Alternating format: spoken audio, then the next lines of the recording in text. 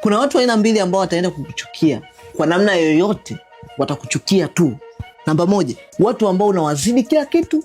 Pili, watu ambao wanaona unaenda kufanya vitu vikubwa kuwazidi wao walivyovifanya mpaka sasa.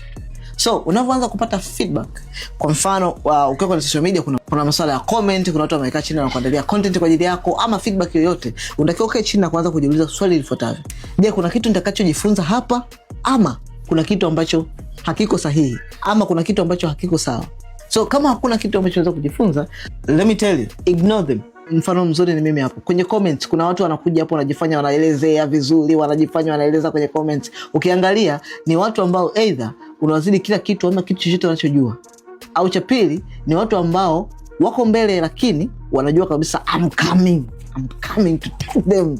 Na kuja kufanya vitu vibadi, walivu vile vyote ambavyo wamewahi kufanya na kutengeneza new generation with new era na vitu ambavyo hawajawahi kuwaza hata siku moja vitatokea. So watu kama wanafanyaje? You ignore them. Yeah, ukiona mambo ni magumu sana, angalia mimi kwenye comments ambavyo nitavyowafanya watu watakao kuja kucomment hapo chini.